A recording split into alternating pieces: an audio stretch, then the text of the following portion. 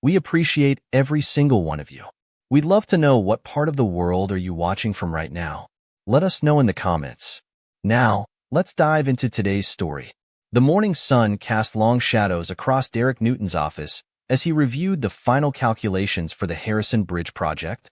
At 45, his salt and pepper hair and sharp features gave him an air of authority that matched his reputation. The wall behind his desk displayed numerous awards and certificates, testament to his ability to turn failing infrastructure projects into resounding successes. Mr. Newton? His assistant Sarah poked her head through the door. The board meeting starts in 5 minutes. Derek gathered his presentation materials with practiced efficiency. Thank you, Sarah. Has finance sent the updated projections? Just came in. I've added them to your slides. Sarah handed him a sleek tablet. And congratulations in advance. Word is, the promotion's already decided. He offered a measured smile. Let's not count our chickens just yet. The boardroom fell silent as Derek presented his findings. The Harrison Bridge project had been bleeding money for months before he took over. Now, his innovative redesign would save the city millions while improving structural integrity. Remarkable work, Derek, Chairman Phillips announced after the presentation. The board has unanimously decided to promote you to Senior Project Director, effective immediately. Handshakes and congratulations followed, but Derek's mind was already on his next challenge. Success wasn't a destination. It was a continuous journey of improvement. Back in his office, he called Amanda, his wife of 22 years. Derek, how did it go? Amanda's voice carried its usual enthusiasm. Got the promotion. Thinking of celebrating tonight at La Maison. Oh, honey, I'm so sorry. I have a client meeting that ran late. Rain check? Derek noted the background noise, music and chatter that didn't sound like her usual design studio. No problem. Everything okay there? Sounds busy. Just at a cafe going over some designs. Salvador's helping me with a new meditation room concept. You know how these creative meetings go. Salvador Knox, the yoga instructor Amanda had started seeing 6 months ago for her stress management. Derek had met him once, noticed the 2 white teeth and the way his eyes lingered on Amanda's figure. Of course, don't work too late. After hanging up, Derek pulled up their joint account statement. Another withdrawal, $5,000 marked as home renovation research. Curious choice of words for what should be a simple design consultation. The drive home took longer than usual, a throbbing migraine building behind his eyes. The house was quiet when he arrived, its modern architecture a testament to Amanda's design aesthetic. Family photos lined the hallway, their wedding day, Emma's high school graduation, family vacations that now felt like scenes from another life. He headed to his home office, the medication for his migraine stored in the desk drawer. The house's open floor plan carried voices clearly, specifically, his daughter Emma's voice from her bedroom upstairs. No, Mia, my dad still has no clue. Mom's boyfriend even picks me up from school sometimes when he's in town. Derek's hand froze on the drawer handle. Yeah, they're planning to move to California once Dad pays off my college. Mom says Salvador's got connections there. I know, right? She says Dad's too boring, too predictable. At least Salvador takes her dancing. The medicine forgotten, Derek sat in the darkness of his office, his engineering mind already processing this new data. The variables aligned with disturbing clarity. Amanda's increased absences, the mysterious withdrawals, Emma's sudden interest in California medical schools despite Stanford's prestigious program being right there in Palo Alto. The next morning, Derek maintained his routine with practiced precision. Breakfast with Amanda, who chatted about her latest design project while checking her phone under the table. He noticed the small smile that played on her lips as she read her messages, the way she angled the screen away from him. Greg called yesterday. Amanda mentioned casually. The startup's doing well. That investment really helped them take off. Derek stirred his coffee. Which investment was that? Oh, from those early investors he mentioned. Amanda waved dismissively.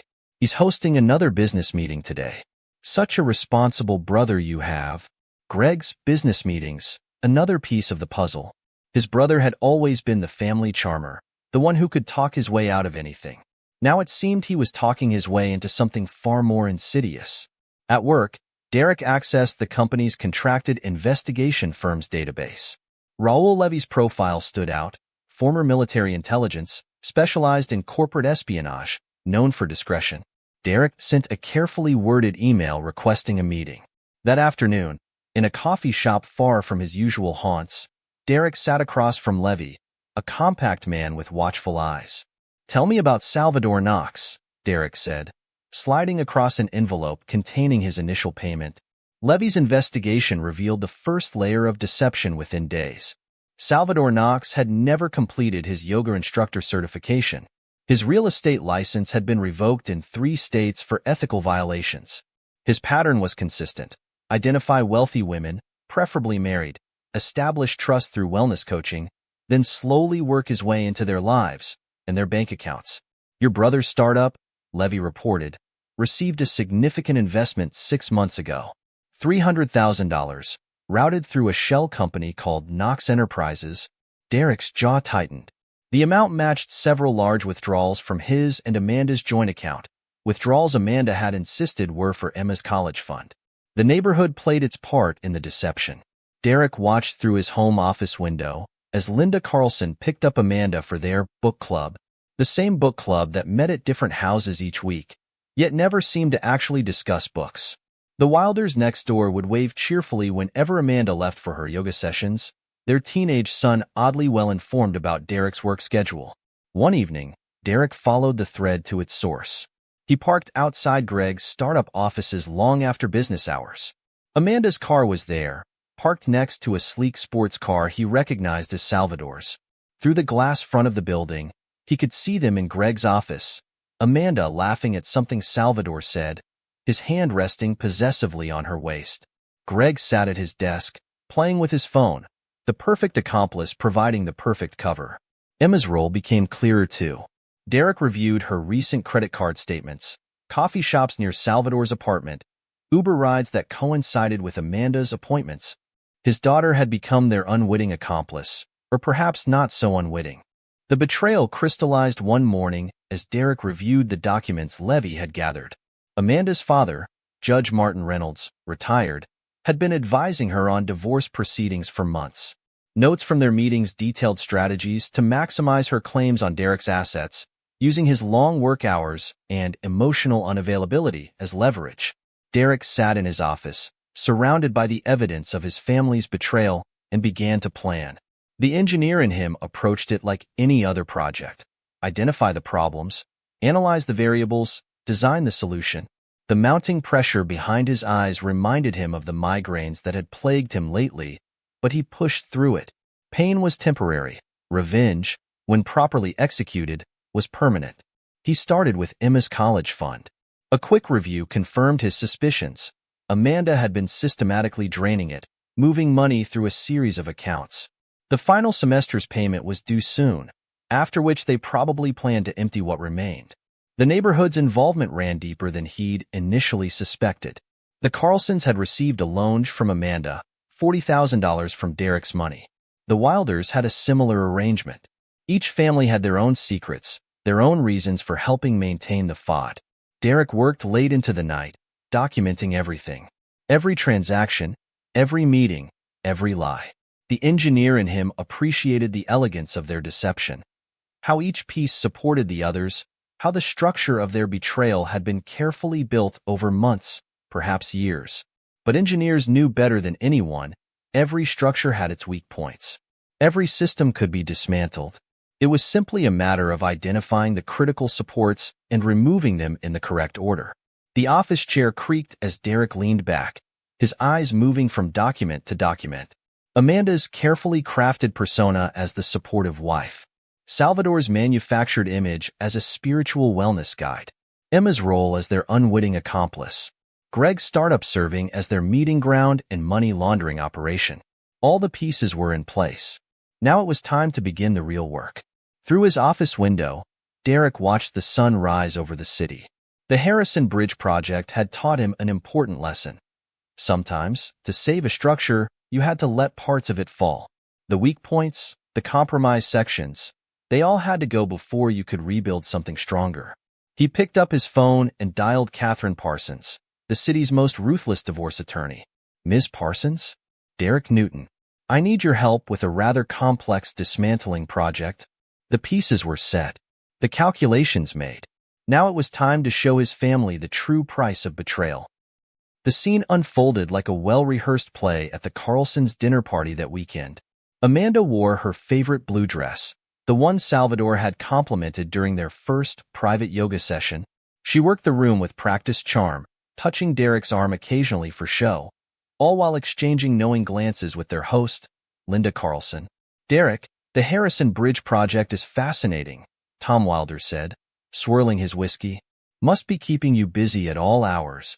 Very busy, Amanda interjected with a laugh that didn't quite reach her eyes. Some weeks I hardly see him at all. Derek noted how Salvador, standing across the room in designer jeans and a tight-fitting Henley, smirked at this comment.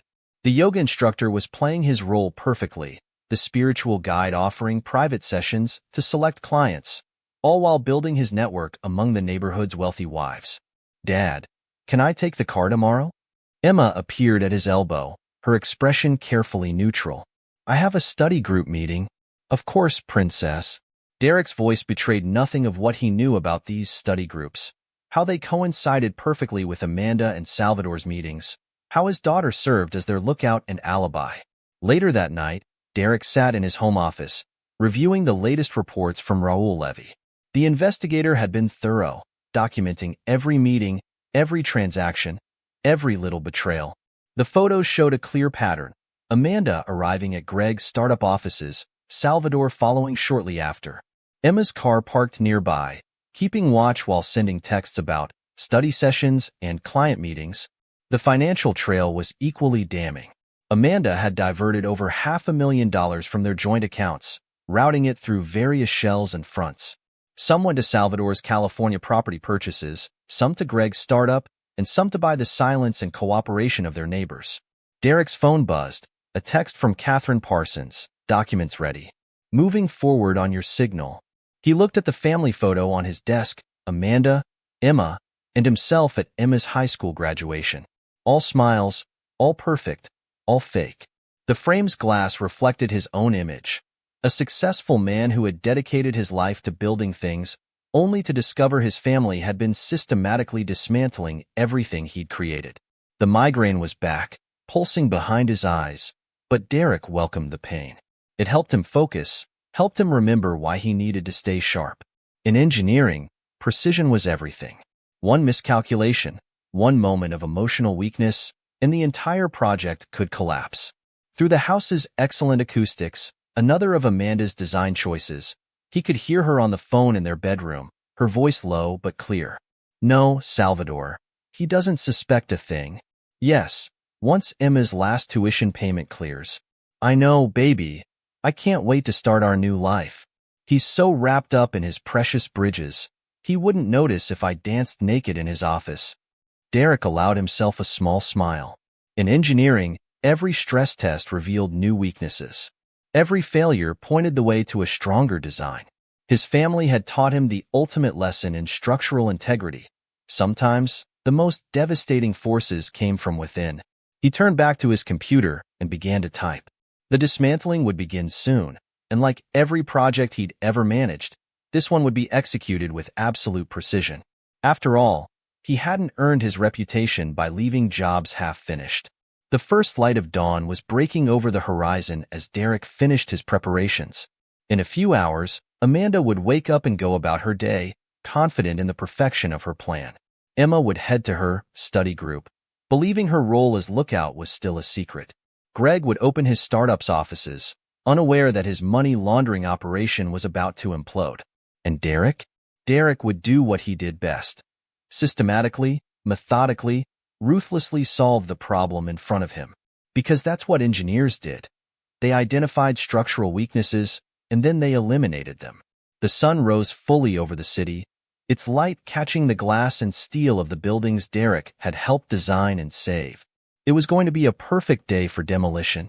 Raul Levy sat across from Derek in a private meeting room at the Harrison Bridge project site, spreading photographs and financial documents across the table.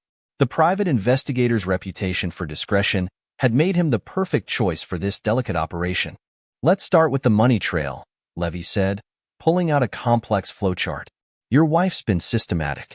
Every withdrawal marked as home renovation research or college expenses has been rerouted through a series of shell companies. Derek studied the diagram. Show me Salvador's involvement. Knox established the first shell company 2 weeks after meeting your wife. Levy placed 3 more files on the table. He's done this before: Arizona, Nevada, and Oregon. Different names, same pattern. He positions himself as a spiritual guide, then gradually takes control of their finances. The other victims? 3 wealthy women, all married. Levy's expression hardened slightly. 2 lost everything in divorce. The third, he paused, committed suicide when she discovered the extent of his manipulation. Knox walked away clean each time. Derek's fingers traced the financial flow on the diagram. The California property? Beachfront estate in Malibu, purchased through Knox Enterprises last month. Levy pulled up satellite images on his tablet. $6 million property. The down payment came directly from your joint account, laundered through your brother's startup. Speaking of my brother, Greg's startup is the perfect front. Levy produced more documents. They're creating fake consulting contracts. Your wife transfers money to shell companies, which then invest in the startup. The startup pays Knox Enterprises for strategic planning, which funds the California property and their other expenses.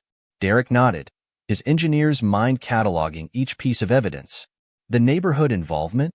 The Carlsons received $40,000 marked as a personal loan. The Wilders, $35,000. Levy showed bank statements. Both couples have their own secrets. Linda Carlson's having an affair with her tennis instructor. Tom Wilder has gambling debts. Your wife and Knox leveraged this information to build their network of alibis. And Emma? Levy hesitated before pulling out another file. Your daughter's role is more significant than we initially thought.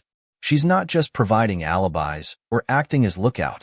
She's been helping Knox move money, delivering documents between accounts. She thinks she's just running errands for her mother, but she's actually been participating in money laundering. Derek's expression remained neutral, but his fingers tightened on the edge of the table. Document everything. Every transaction, every meeting, every phone call. After Levy left, Derek made another call. Catherine Parsons, the city's most ruthless divorce attorney, agreed to meet him immediately. In Parsons' corner office, overlooking the city courthouse, Derek watched her review Levy's findings. Your wife's been clever, Parsons said, adjusting her reading glasses. Having her father advise her was particularly shrewd. Judge Reynolds knows every loophole in family court. Tell me about his involvement. He's been coaching her on asset division strategies for months. Parsons pulled out court records. Weekly meetings disguised as family dinners. He's advising her on how to maximize her claims using your work schedule and emotional unavailability as leverage. Can he influence the proceedings? He's still well-connected, already making calls to former colleagues, trying to ensure the case gets assigned to a friendly judge. Parsons smiled thinly. But his involvement in hiding assets will be his undoing. No judge will touch this case once that comes out. Derek leaned forward. I want to protect Emma's education. Whatever happens, she needs to finish medical school. We'll set up an irrevocable trust. They won't be able to touch it. Parsons made notes. But Derek, you understand what this means? Your daughter's involvement in their scheme will become part of the official record. She made her choice. Derek's voice was steel. Actions have consequences. Over the next 2 weeks, Derek orchestrated his counter-strategy with military precision. Each evening, after Amanda left for her yoga sessions, he worked systematically through their financial history, documenting every suspicious transaction. The surveillance footage Levy provided painted a damning picture. Amanda and Salvador meeting at Greg's startup offices, their behavior growing more brazen each time. Emma making bank runs, delivering envelopes between accounts. The neighborhood couples providing alibis while accepting payments for their silence. Your brother's startup is the weak link, Levy reported during their next meeting. Greg's getting sloppy with the paperwork. Look at these invoices. Derek reviewed the documents. Fake consulting contracts, non-existent clients, inflated fees, all designed to launder his stolen money through the business. Late one night, as Derek worked in his home office, he overheard Amanda on the phone. "Everything's perfect," she was saying. "Salvador's found the most amazing house in Malibu. Once Derek makes that last tuition payment." She laughed. "No, he suspects nothing. Too busy with his precious bridges to notice anything. That's what makes it so perfect. He trusts me completely with the finances." The next day, Derek met with his bank's trust department. The officer, Janet Chin, reviewed his proposal carefully. "An irrevocable trust for your daughter's education?" She looked up. "Once established, neither you nor your wife will have access to these funds." "Exactly." Derek signed the documents. "The only requirement is Emma's GPA stays above 3.8. The money can only be used for tuition and educational expenses. And your other assets? Move them to the secure accounts we discussed. But leave the joint accounts active. I want to see who tries to access them." That evening, Derek met with Judge Reynolds himself, using a charity gala as cover. The older man's confidence was evident in his every gesture. "Derek, Amanda tells me you're working too hard as usual." Reynolds clapped him on the shoulder. "You should take more time for family." "Actually, I've been thinking about estate planning," Derek replied smoothly. "Given your experience in family court, I'd value your opinion on asset protection strategies." Reynolds' eyes lit up with barely concealed interest. "Always happy to advise family. Why don't you come by my office next week?" "Perfect. I'll bring the financial records Amanda's been keeping." The slight widening of Reynolds' eyes confirmed Derek's suspicions. The judge quickly recovered, but the damage was done. The trigger came sooner than expected. Derek's phone buzzed during a project meeting. An alert from his bank. Someone was attempting a large transfer from the joint accounts. He excused himself and called Levy. "They're moving now." "Knox just entered the bank on 5th Street, Levy confirmed. "Your wife's waiting in the car. Should I follow?" "No need. Let's see how this plays out." Within an hour, his phone exploded with messages. "Amanda, the bank system is down. Did you change something?" "Greg. Hey bro, having some issues with those investment transfers we discussed." Salvador's number, which he'd never seen before. "We need to talk about Amanda's accounts." Derek let them stew for 3 hours before responding to Amanda. In meetings. Bank called about suspicious activity. Had to freeze everything temporarily. "We'll check later." Her response came instantly. "What?" "We need access now. Emma's tuition is due." He didn't reply. Instead, he called Emma's university directly, speaking with the bursar's office. "This is Derek Newton. I understand there's been some confusion about my daughter's tuition payments." "Oh yes, Mr. Newton. We received an attempt to withdraw all funds from her education account today, but it was blocked by trust restrictions." "Excellent. Please ensure all future transactions require my direct authorization." That evening, Derek arrived home to find Emma waiting in his office, her face flushed with anger. "Mom told me everything," she said. "How you've been embezzling from your company. How you're trying to ruin her and Salvador's lives because you're jealous of their relationship." Derek sat down calmly, opened his laptop, and turned it toward her. "Your mother and Salvador attempted to empty your college fund today. They've been planning this for months. The California house they're planning to move to? Purchased with money stolen from your education account." Emma's face paled as she looked at the documentation. Bank statements, transfer records, surveillance photos. The evidence was overwhelming. But the study sessions, the errands, were cover for their meetings and money laundering. Derek's voice remained steady. "Those documents you've been delivering?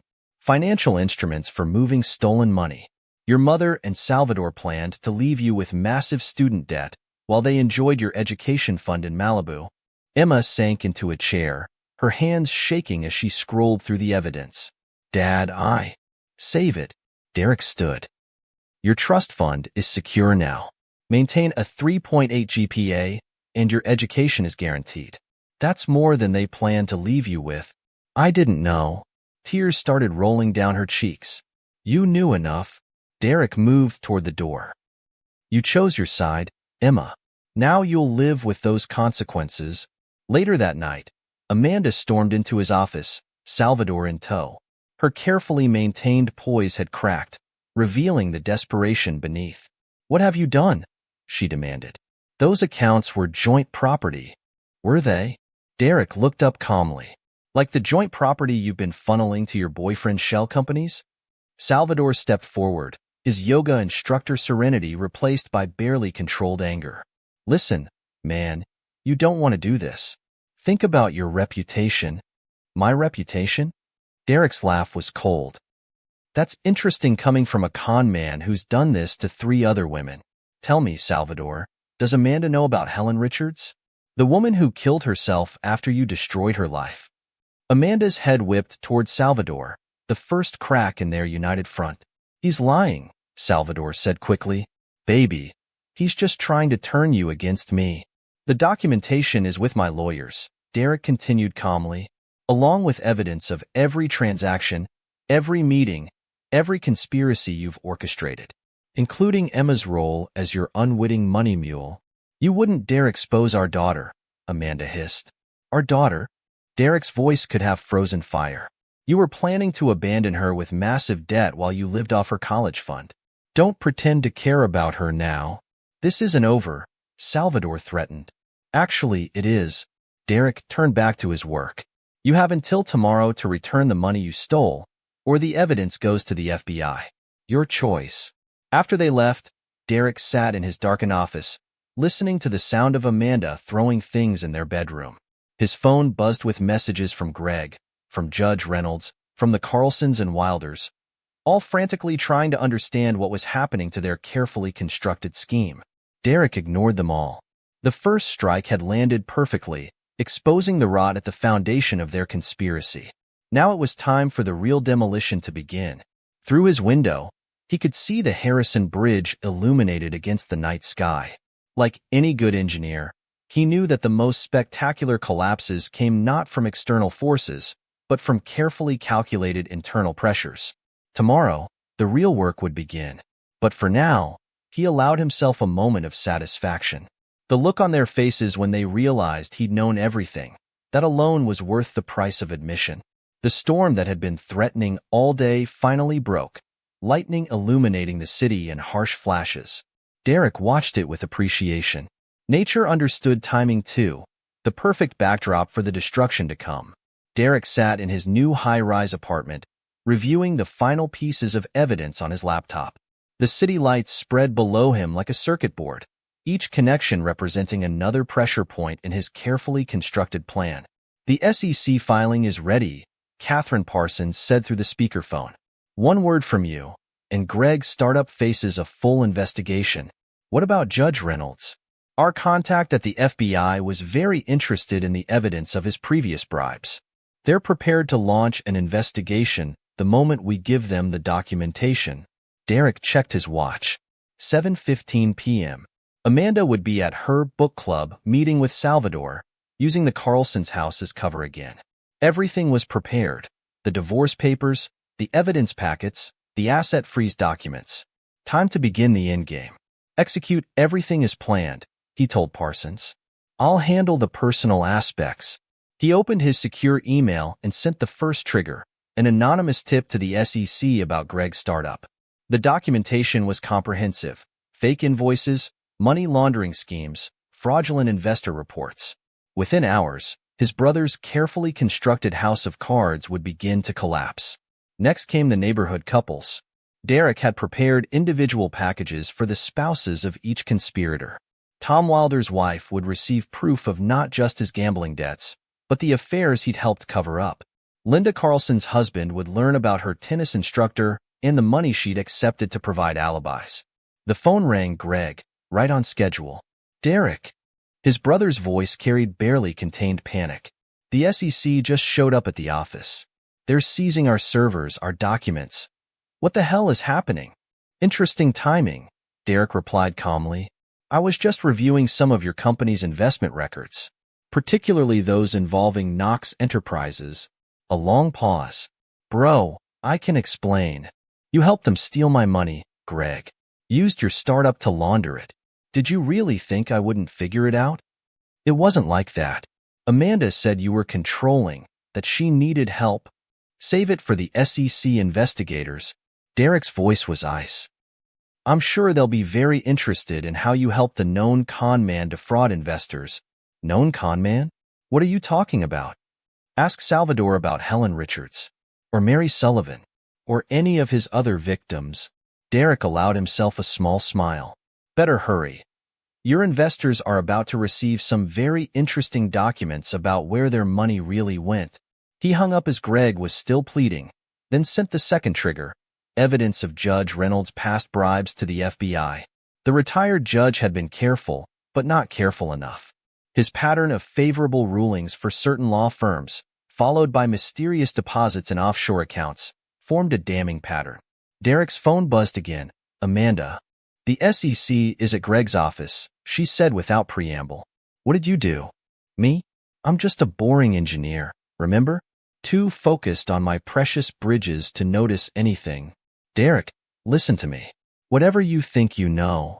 I know everything, Amanda. Every meeting with Salvador at Greg's office. Every dollar you stole. Every plan you made to abandon our daughter with massive debt while you enjoyed her college fund in Malibu. Her voice turned sharp. You can't prove any of that. Check your email. I just sent you a sample of what the FBI now has, including footage of you and Salvador laughing about how easily you fooled me. The audio quality is excellent. They'll have no trouble understanding you calling me a predictable fool who trusts me too much to check the accounts. Silence on the line. Your father's involvement was sloppy, Derek continued. Accepting bribes during his judgeship? The FBI's very interested in reviewing his old cases. You wouldn't dare, Amanda hissed. He's Emma's grandfather. Like that mattered when you planned to steal her future? The same Emma you used as a money mule in your little scheme? We can work this out. Her voice turned pleading. For Emma's sake. Emma's education is secure in an irrevocable trust. More than you plan to leave her with. Derek's tone remained clinical. As for working it out, check your bedroom when you get home. I left some paperwork for you and Salvador to review. The neighborhood erupted in chaos over the next few hours.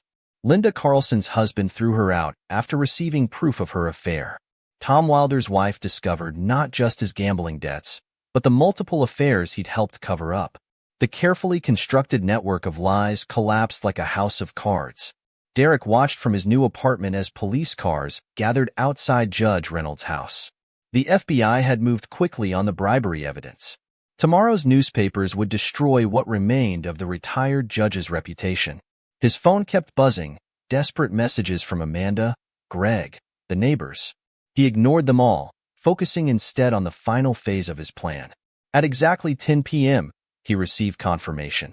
Amanda had returned home and found his package. The security cameras he'd left in place captured her reaction as she opened it. Divorce papers citing fraud and conspiracy. Evidence of every betrayal, including Emma's unknowing role. Notice of his resignation and acceptance of a position in Seattle. Documentation of all secured assets. The USB drive containing their recorded conversations. Salvador arrived shortly after, his yoga instructor serenity shattered as he read through the evidence. He has everything. Amanda's voice was clear through the security feed. Every meeting, every transfer, every conversation. He's bluffing, Salvador snapped, but his face had lost its confident smile. He can't prove. He has video of us in Greg's office. Audio of everything we said. Records of the property purchases, the shell companies. Amanda sank onto the bed. He even has proof of what you did to those other women. Salvador's mask cracked completely. Those bitches deserved what they got. And so do you if you're stupid enough to believe. Get out. Amanda's voice was hollow. Just get out. Baby, don't let him manipulate you. Manipulate me? She laughed hysterically. Look at this evidence. He knew everything, recorded everything, and we played right into his hands. You said he was too boring, too predictable to figure it out. We can still get to the accounts. They're frozen. All of them. Even Emma's trust fund is locked where we can't touch it. Amanda's voice broke. It's over, Salvador. He destroyed us so completely. Derek switched off the feed. In his new apartment, Surrounded by the essential items he'd gradually moved over the past weeks, he allowed himself a moment of satisfaction. Every calculation had been perfect, every reaction predicted, every weakness exploited. His phone buzzed one final time. Emma. Dad. Her voice was small, broken. I just saw the divorce papers. The evidence. I didn't know about the college fund, about what they planned. But you knew enough, Derek replied calmly. Every time you played lookout, every document you carried, every lie you told. I'm sorry. Please, I didn't understand. Your trust fund is secure. Maintain a 3.8 GPA, and your education is guaranteed. That's more consideration than you showed me. Dad, please don't shut me out. Goodbye, Emma. Contact my lawyers if you have questions about the trust requirements. He ended the call and walked to the window. Below, the city continued its rhythmic pattern, unaware of the destruction he'd orchestrated. The Harrison Bridge stood in the distance, a testament to his ability to solve complex structural problems. Some people might have sought reconciliation, might have allowed emotion to weaken their resolve. But Derek was an engineer. He understood that some structures couldn't be repaired once the foundation was compromised. Sometimes, the only solution was complete demolition and rebuilding somewhere else. His phone buzzed again, confirmation that the SEC had frozen Greg's startup's assets. More messages followed. The FBI expanding their investigation into Judge Reynolds' past cases, the Carlsons filing for divorce, the Wilders' marriage imploding as more affairs came to light. Amanda's text carried desperation. The house is half empty. Where are you? He didn't respond. Let her discover gradually how thoroughly he'd planned this. How every item he'd owned before their marriage, every asset he'd purchased afterward, had been quietly moved and secured. Let her face the frozen accounts, the pending litigation, the complete dismantling of her California dreams. The next morning, Derek walked into his office at the engineering firm and submitted his resignation. His new position in Seattle was already secured, the contract signed, the arrangements made. But the Harrison Bridge project, his boss protested, is completed, documented, and ready for handover, Derek replied. Like every project I've ever managed, he left the office for the last time, ignoring the messages accumulating on his phone. Amanda had discovered she couldn't access any accounts. Salvador's creditors had found him. Greg's investors were demanding answers. Judge Reynolds' colleagues were distancing themselves as the FBI investigation expanded. The local news was already picking up the stories. Prominent judge under FBI investigation. Tech startup faces SEC pro. Multiple divorce filings rock exclusive neighborhood. Derek drove to his new apartment, watching his old life disappear in the rearview mirror. He'd given them exactly what they deserved. Amanda and Salvador's dreams shattered, Greg's startup imploding, the neighborhood couples facing their own destruction, Emma learning the cost of betrayal while still receiving an education she didn't deserve. His phone buzzed one final time. Catherine Parsons. It's done, she said. Every asset secured, every account frozen, every piece of evidence submitted. They won't recover from this. Good. Derek looked out over his new view. Send me the Seattle paperwork. Time to build something new. The sun set over the city, casting long shadows across the Harrison Bridge. Derek Newton had built his reputation by solving impossible problems, by turning failing projects into successes. Now he'd applied those same skills to dismantling the elaborate deception his family had constructed. Let them face the consequences of their choices. Let them understand that every betrayal had a price. He had a new life to build, and engineers didn't waste time looking back at demolished structures. The final text from Amanda remained unanswered. How long did you know? Long enough, he thought. Long enough to plan the perfect demolition. The Seattle skyline beckoned in his mind. New projects, new challenges, new structures to build. Behind him, the carefully orchestrated destruction would continue, each betrayer facing their own personal collapse. Derek Newton had given them exactly what they deserved. The perfect execution of their imperfect betrayal. Extended epilogue, 5 years later. The Seattle skyline painted a stark silhouette against the morning sun as Derek Newton reviewed blueprints in his corner office. At 50, his success had only grown. 3 major infrastructure projects completed ahead of schedule, 2 industry awards, and a reputation for turning impossible situations into triumphs. Mr. Newton? His assistant Sarah Chin knocked on the door. The mayor's office called. They want to fast-track the waterfront development project. Send them the preliminary assessments, Derek replied, not looking up from his work. And the background check on that new engineering firm? Just came in. Clean record, solid financials. Sarah hesitated. Also, Ms. Parsons called from back east. She said you'd want to know about some developments. Derek nodded, already reaching for his phone. Catherine Parsons had kept tabs on the aftermath of his departure, monitoring the collapse of his former life with professional thoroughness. Amanda's furniture store job didn't last, Parsons reported without preamble. She's on her 3rd retail position in 2 years. The bankruptcy proceedings finally completed. She couldn't keep up the payments on her studio apartment. Salvador? Facing trial in Nevada. 3 more victims came forward after your evidence exposed his pattern. The DA's offering 20 years. Parsons' satisfaction was evident. He tried contacting Amanda for bail money. She blocked his number. Derek allowed himself a small smile. The neighborhood? The Carlsons divorced. Linda's tennis instructor dumped her. Apparently, she couldn't afford his private lessons anymore. Tom Wilder's wife took him for everything in their divorce. He's working as a night security guard now. Parsons paused. Your brother Greg finished his community service. He's selling used cars in Phoenix. And the good judge? Reynolds died last year. Heart attack during his FBI deposition. The investigation into his judicial corruption expanded to 3 decades of cases. His reputation was completely destroyed. Another pause. Amanda didn't even attend her father's funeral, couldn't afford the plane ticket. Derek turned to his window, watching construction crews work on his latest project. And Emma? Graduated medical school last month. 3.85 GPA, just above the trust requirement. She's starting her residency at Mayo Clinic. Parsons' voice softened slightly. She still sends monthly emails asking to meet. Forward those to the usual folder. Derek's tone remained professional. Anything else? Amanda's been asking around about you. Someone told her about your success in Seattle. She's been trying to find your contact information. Derek's laugh held no warmth. I'm sure she has. Forward any messages to legal. After hanging up, Derek reviewed his calendar. A charity gala tonight. He'd been named Engineering Executive of the Year. His date, Claire Thompson, was a corporate lawyer who understood the value of emotional distance.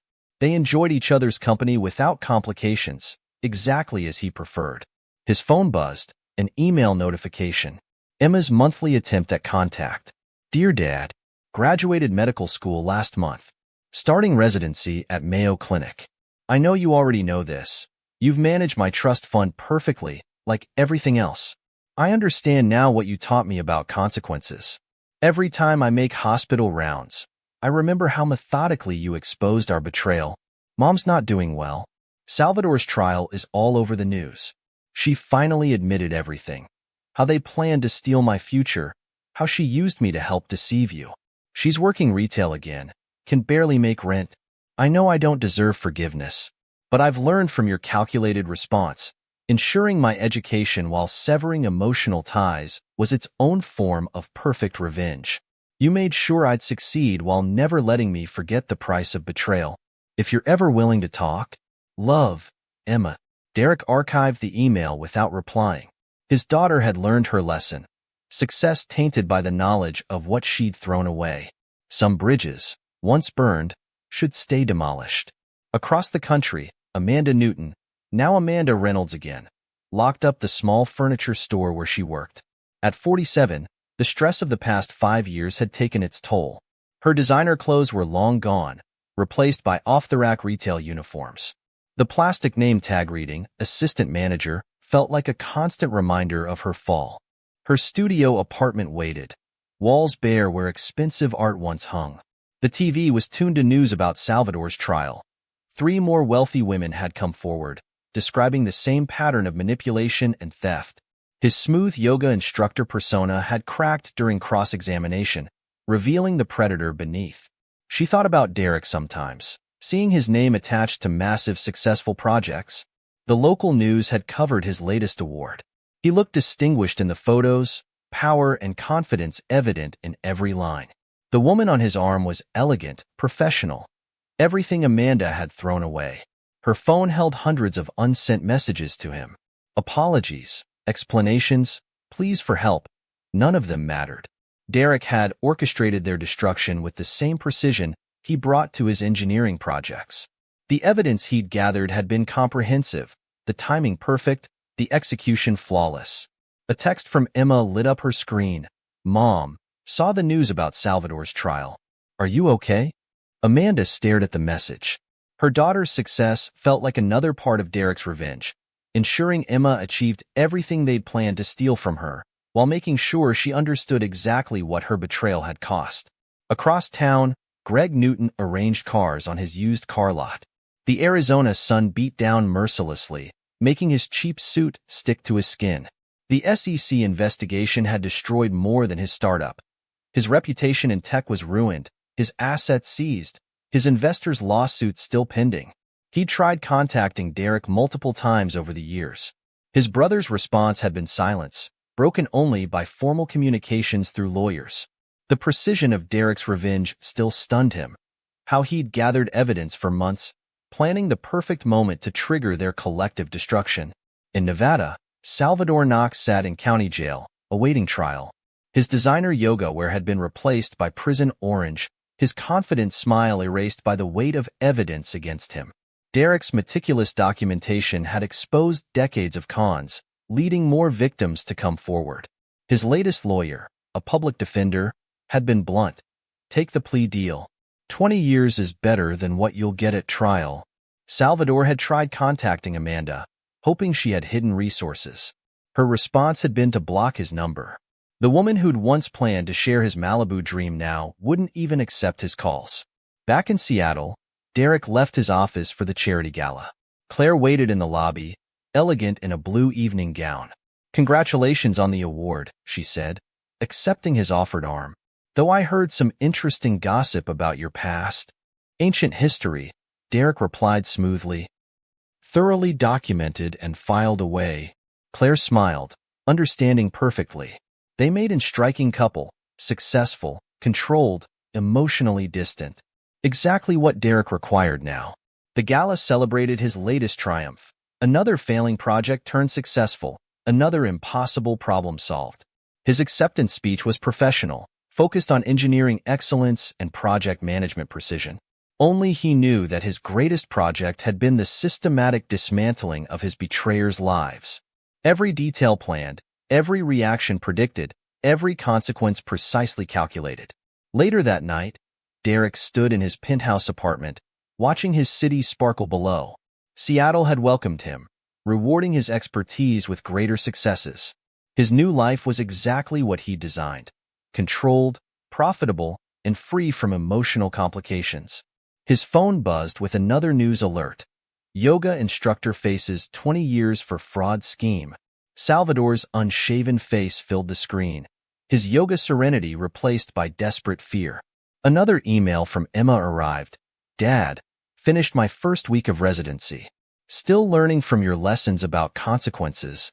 Amanda's latest attempt to contact him had been blocked by his lawyers. Greg's monthly request for reconciliation went unopened. Judge Reynolds' posthumous disgrace continued to unfold in legal journals. Derek allowed himself a moment of satisfaction. 5 years had proven the perfection of his revenge. He had crafted their destruction as carefully as he designed his bridges, ensuring their punishment was both complete and enduring. The Seattle night stretched before him, full of new projects and opportunities. Behind him, the wreckage of his former life served as a constant reminder. Every betrayal had its price, and Derek Newton knew exactly how to collect. He turned back to his latest blueprints. The past was thoroughly documented and filed away. He had new structures to build, new challenges to solve. And if his success served as a constant reminder to those who had betrayed him, well, that was just another perfectly calculated outcome.